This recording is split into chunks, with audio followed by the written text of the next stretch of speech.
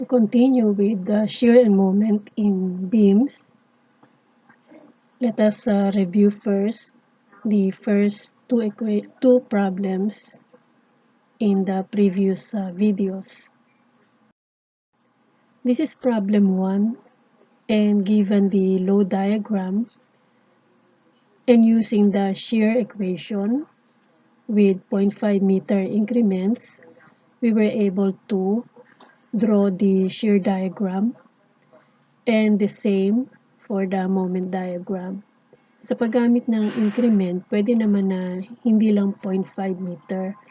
Pwede rin naman na kung gusto mo maging detailed, so you use smaller increments. So ang objective ng paggawa ng shear and moment diagrams ay to determine the maximum, or first is to determine the variation of the shear and moments at different points in the beam.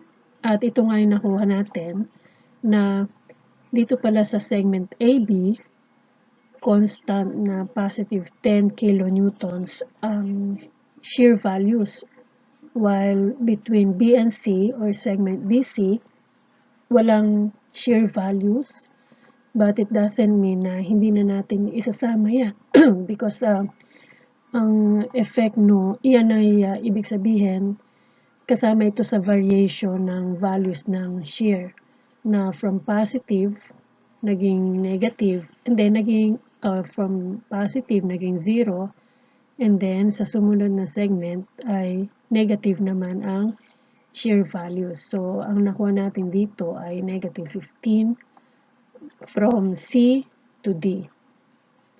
Now, one important thing sa pagdrawing ng shear diagram is to close the diagram to 0. So later on, mas makikita natin kung paano kailangan mag-close to 0 ang shear diagram. Dito, makikita natin na ang last ordinate using the shear equation ay negative 15. So, nung nag-plot tayo ng negative 15 from this line representing the beam or the beam's axis, so gumawa tayo ng negative 15 ordinate dito. At dahil sa point D, meron tayong upward or positive 15, so magko-close talaga yan because we have here negative 15 plus positive 15, so it will close to 0 here. So again, yung isang method na gagamitin natin, mas makikita natin kung paano mag-close to 0 ang bawat diagram. So the same sa moment diagram. So using the moment equation, we were able to get the different values of the moments using 0.5 meter increment for the beam. Hindi ko na lang nilagay dito yung nakuha nating iba pang values. Hindi, ang nilagay ko na lang, although dito understood naman to na 0. Ang nilagay ko na lang ay yung sa bawat end or doon sa point ng bawat segment. Like for point B, point C, tapos sa D, understood na 0 din yan. At ganun din, kailangan mag-close to 0 ang moment diagram. And from these diagrams, nakita natin na ang maximum shear ay 15. So although negative yung maximum value, you just get the absolute. Sa moment diagram naman, nakita natin na ang maximum moment is 15 kilonewton meter. So that is for problem 1. So for problem 2, review din natin to. So using the shear equation, nakita natin ang variation ng shear sa bawat point dito using also 0.5 meter increment. At ganun din sa moment diagram. And we were able to get the maximum shear and the maximum moment. So nagkataon lang na ang maximum shear sa problem 1 at problem 2 ay parehas na negative. Pero not in all problems or cases ay negative lagi yan. Depende kasi yan sa load diagram. And also sa moment diagram, nagkataon din na lahat ng values ng moment from at all points ay positive dito sa problem 2, ganun din sa problem 1. So what is important is, kunin natin yung maximum values ng shear at ng moment. But if there are some problems na involve ang shear and moments, pwede rin naman na merong ipasolve na hindi maximum shear or maximum moment ang gamitin. But it depends on the problem, just like when solving the shear stress and the bending stress na later on ay kukompute natin yan after the shear moment diagrams. So observe carefully kung ano ang itsura ng mga diagrams natin. Like for this beam, yung shear diagram natin sa AB ay naka-incline yung side na to or itong portion na to when we or after plotting the ordinates, we connected the ordinates and we got an inclined line. While for the other shear diagrams, horizontal. And the same for the moment diagram. So dito, nakakuha na tayo ng carved line for the moment diagram for AB. So bakit naka-carved line ito? So kung magiging detailed tayo ulit sa pag-determine ng moment values at different points here, mas makikita natin na naka-carved line na talaga ito kapag ganito ang load diagram. So I will be showing some guidelines para mas makita natin kung ano ang magiging itsura, ano ang dapat na maging klase ng line ang maidodrawing mo for the diagrams. Kung ganito ang given na load, or concentrated, or uniformly varying. So as we have seen in our first two problems, we already use sign conventions for loads, and although wala pa tayong loads in the form of couples, so idadagdag lang natin dito. So upward forces or loads and clockwise moments are positive and opposite directions are negative. Now with regards to slope, tangent line to a curve is inclined upward to the right. So ganito ang sinasabi na positive slope. So for example, meron tayong curved line dito. And then from left to right side, we draw a tangent line at this point. So this tangent line is inclined upward to the right. So in this case, this is positive. And if we draw a tangent line from left to right also, pero down to the right, then it is considered to be negative. Now, with regards to using the sides of a cutting plane, kasi gagamit pa rin tayo ng shear and moment equation, and of course, merong imaginary cutting plane. So, lahat ng mga susunod na problems na gagamitan natin ng shear and moment equations, lahat ay considering the left side of the cutting plane para pare-parehas yung gagawin natin. So, you can also have the option of using the right side of the cutting plane, but you will get opposite signs for the shear and the moment values. So, you can try doing that with the problems or sample problems that we have para makita nyo na you can also get the same results but opposite ang signs, pati yung diagrams of course. Now with regards to shear values, so shear is positive when the force or forces acting on the beam tends to move the left segment upward relative to the right segment. So for example, we have this beam at na-divide into two segments, and this is the load P, which is upward. So if we will use shear equation, at meron tayo dito, for example, na cutting plane, if we sum up all the vertical forces to the left, so ang makukuha natin ay kung ano yung nasakop ng distance x na yon, although hindi na natin pinakita dito. So whatever is this value of P, kung iyan lang magkikreate ng shear from this point up to there, so ibig sabihin, yun lang ang merong, yun ang magbibigay ng variation ng shear dito.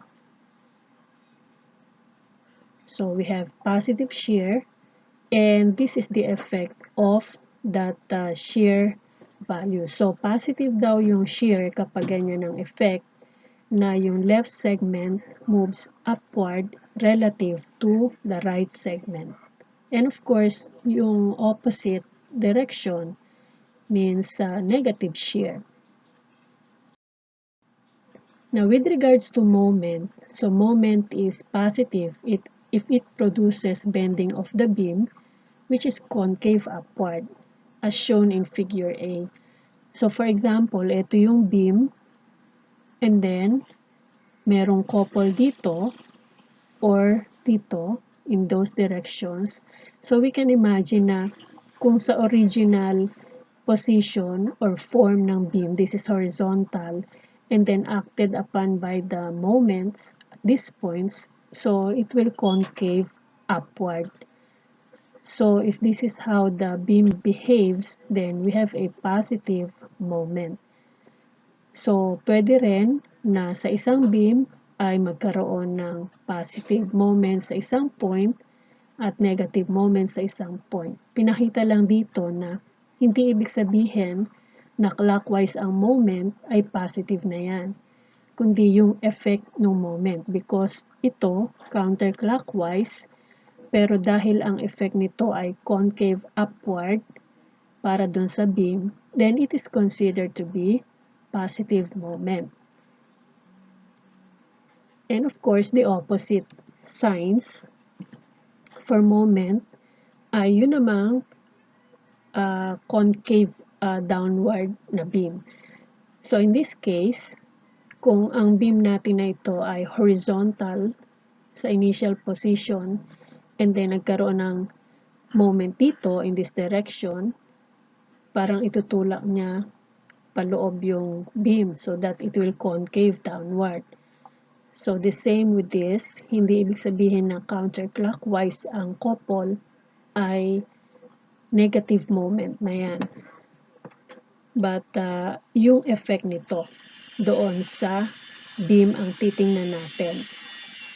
Now, when we go to shear and moment equations na merong involved na couple, so kailangan ma-analyze mo mabuti yan kasi hindi ibig sabihin na merong couple na as a load ay it will follow these sign conventions. Kasi ito, ang pinapakita dito ay yung kapag meron ng internal effect yung external loading. Kasi yun nga ang purpose natin sa subject na to, na kapag merong external loads na given, i-analyze mo, we need to analyze first the internal loads, na yun ang gagawa ng internal stresses. Kaya itong mga pinapakita natin na to, na effect nitong moment, ito na yung effect ng internal moments doon sa beam.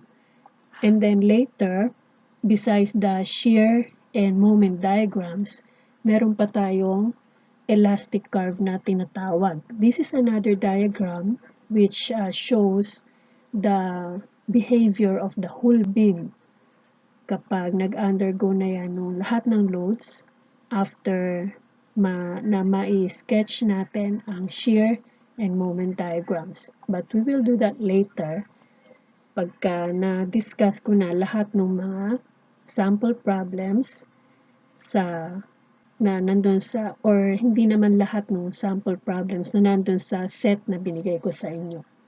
Because some of them, kayo na yung gagawa. Now, this table is a guide para pag nag-drawing tayo ng shear and moment diagrams na hindi na tayo gagamit ng shear and moment equations, tatandaan natin kung ano dapat ang maging itsura or concavity or degree ng bawat line na makikreate natin. So, of course, we will start with the load diagram. Ano ba ang meron doon sa beam? Anong klase ng load? Para pag nag-drawing tayo ng shear diagram, isa sa mga ito or combinations ng mga yan ang lalabas. And after the shear diagram, when we draw the moment diagram based on the shear diagram, titingnan naman natin ano ba ang dapat na maging guidelines na susundin sa pag-drawing ng moment diagram. Kasi later on, hindi na tayo gagamit totally ng shear and moment equations, but we will base everything on the load diagram. And then, based sa load diagram, makakadrawing tayo ng shear diagram. At based sa shear diagram, makakapag-drawing tayo ng moment diagram. So, tingnan natin, ano bang ibig sabihin nitong table na to? So, again, this is the graphical relations between between loads, shear, and moment.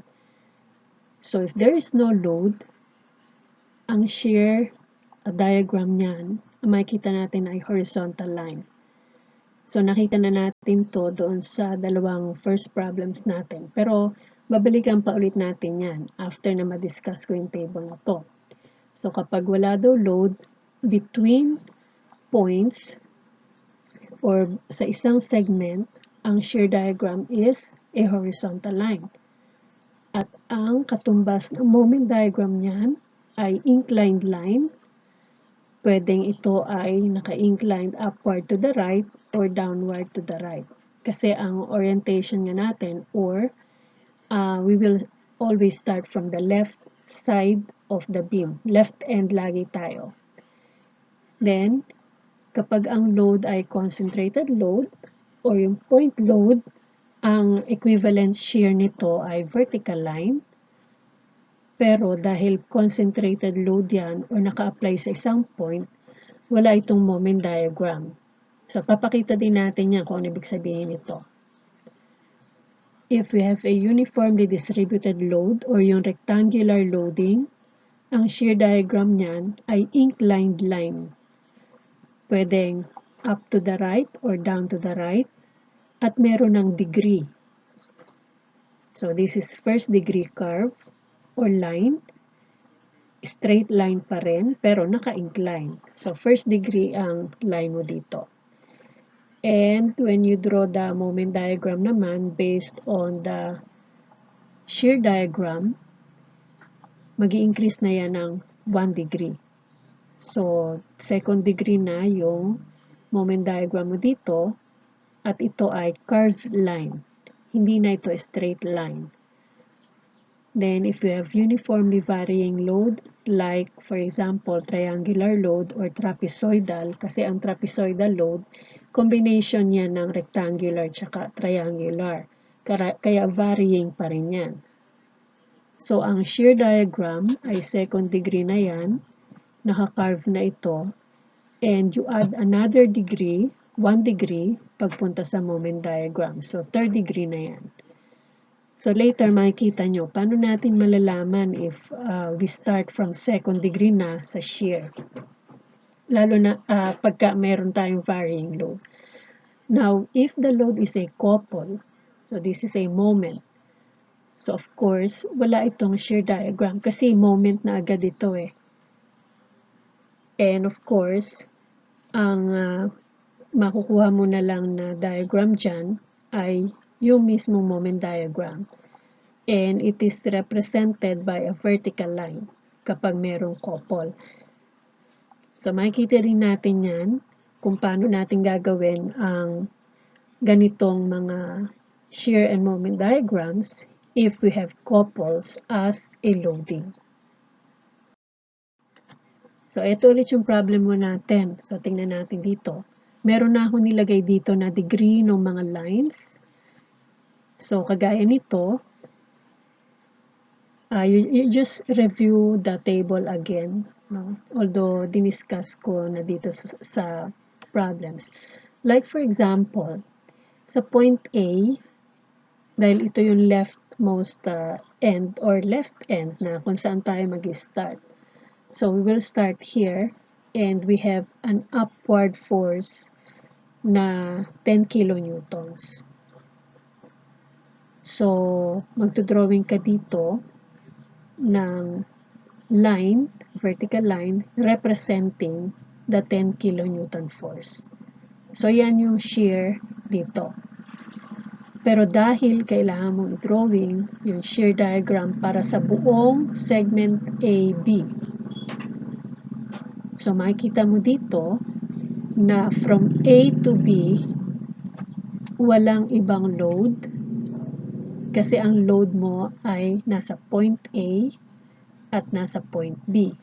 So, between A and B, there is no load. Kaya ang shear diagram mo dyan is a horizontal line. Kaya lang yan mababago ay kapag napunta ka na doon sa point ng segment na yon na pwedeng merong concentrated load kagaya nito. And then, ang corresponding na moment diagram niyan ay naka-incline. So, 1 degree na yan.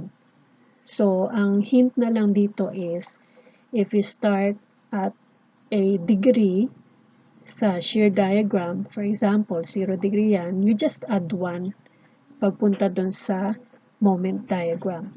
Kagaya nito, yung degree ng line mo dito sa shear diagram is 0, so pagbaba mo sa moment diagram, you just add 1, so 1 degree curve na yan.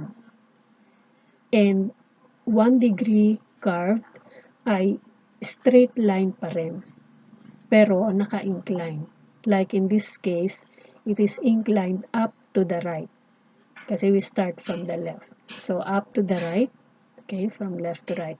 Now, pagdating dito, walang load, and then, nagkataon din na based sa shear equation, wala ding shear diagram dito. Unlike here, may shear diagram ka. So, kung walang shear diagram, then, you just have a straight line for the moment diagram. At dito ka palang magkakaroon ng degree, which is 0 pa rin, kasi straight line eh.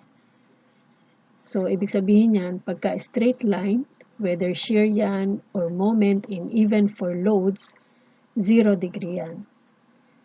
And the same with this, para sa CD, ang shear diagram is horizontal line with 0 degree. So, pagbaba mo dito, just add 1 degree. And we can see that we have an inclined line down to the right. Kasi nga, puro left side ang sinimula natin. So, inclined straight, or this is a straight line, inclined down to the right. So, this is 1 degree. And again, these are the shear and moment values or maximum values.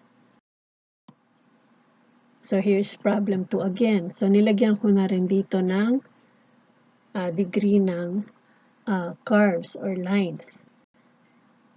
So, dito sa shear diagram for segment AB, dito pwede mo rin lagyan para parang guide mo na rin or basis. Kasi yung load diagram mo dito is straight line, or ibig sabihin, horizontal line. Kasi itong mga vectors na to, nagre-represent siya ng magnitude na 5 kilonewtons per meter. So, although hindi na natin pinunuyan ng mga vectors, para lang mapakita natin that this is uniformly distributed, so we just connect the ends. Kaya we obtain a load similar to a rectangular shape. So, if this is a horizontal line, so yung load diagram mo dito ay 0 degree. Kaya pagbaba mo dito sa shear diagram, you just add 1 degree. So, 1 degree line ito. which is a straight line pero inclined downward. So in this case, inclined down to the right yan. At pagbaba mo sa moment diagram, you add 1 degree, kaya second degree na yan. So kapag ang degree ng curve ay more than 1, or degree ng line is more than 1, so curved line na ito. Kaya ito, curved line ito. So this is not to scale or hindi masyadong pansin na curve ito. But this one is curved line. Yan, and this is concave downward. So dito naman, between B and C, dahil walang load between B and C, ang shear diagram is horizontal line. Therefore, 0 degree. Pagbaba mo dito, 1 degree. And using the moment equation, ito yung na-obtain natin when we connected the ordinates. At this is inclined up to the right. So, straight line pa rin, kaya 1 degree pa yan, and inclined up to the right. And for this one, or this shear diagram, dahil wala kang load dito, so ang shear diagram is horizontal with 0 degree, kaya pagbaba dito, 1 degree naman yung moment diagram. So with regards to concavity, kasi nakita natin na yung mga curved line ay more than 1 degree. So pwedeng second degree or third degree yan. Kasi pag, again, kapag more than 1 degree na yung curve mo, yung line, curve na yan, hindi na straight ito. So if the load is increasing, then the shear diagram is concave downward. So what do we mean by this? Ano yung tinatawag na load is increasing? Kasi magiging basis natin yan kung paano idodrawing ang shear diagram. So look at this figure. So we have here a triangular loading. This is a uniformly varying. Pag sinabing uniformly varying, this is straight kasi ang rate of change ay constant pa yan. Nang ibig sabihin, at every point, yung nadadagdag na value ay pare-parehas. That's why when you plot this, straight line makukuha mo. So again, ang ating starting point lagi is from the left side. So considering the left to the right, so from A to B. Kaya yung load natin is considered to be increasing from 0 to a magnitude of kung ano man yung value nito, represented by this symbol. Kaya pag binibigyan tayo ng distributed load, kung walang value yan, or may value man yan or wala, so doon natin makikita yan sa itsura ng load, kung uniformly distributed or uniformly varying, kagaya nito. So sabi dito, if the load is increasing, so this is increasing, so ang shear diagram is concave downward. So ito yung shear diagram. So again, this is not to scale, this is just a representation. So the shear diagram is concave downward. So kung halimbawa, ito yung beam natin, AB, and we draw the shear diagram for this one, so it will be concave downward. And if the load is decreasing, then the shear diagram is concave upward. So this is the diagram for that, or example. So ito ulit yung load natin, but this time, if for example, ang tiningnan natin is yung kung paano mag-increase yung ating load. So if we consider right to left, meaning from B to A. So from B, we have this magnitude of the load, and then it is gradually decreasing to 0 at point A. So, ibig sabihin yan, the load is decreasing. So from B, with this highest magnitude, so gradually decreasing to 0 at A. So the load is decreasing. So if that is the case, ang itsura ng shear diagram is concave upward naman.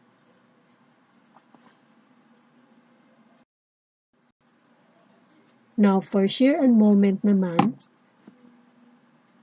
we will have guidelines also with regards to concavity of the second and third degree curves. If the shear is decreasing, the moment diagram is concave downward. So for example, shear diagram naman tayo magsisimula. Kung ito ang itsura ng shear diagram, which is decreasing, kasi from left to right, kung from left to right natin titingnan, it is decreasing.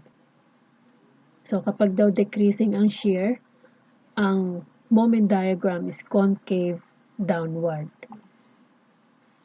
And if the shear is increasing, then the moment diagram is concave upward. So dito, kung ang start natin is from left to right, pero ganito ang figure ng shear diagram, makikita natin na the shear diagram is increasing. So from left to right, so from a smaller value, then increasing to the right. So kapag daw ganito ang shear diagram, ang moment diagram is concave upward. So, ito ulit yung problem 2. Yung problem 2 na lang ang ginamit ko kasi sa 1 kasi puro concentrated loads at ang shear natin doon lahat ay horizontal line. So, dito kasi meron tayong shear diagram which is decreasing. So, from 12.22 decreasing to 2.22. And we have already designated this as 1 degree line. Pagbaba dito, second degree. At sabi nga doon sa guideline, if the shear diagram is concave or it is decreasing, so ang moment diagram is concave downward.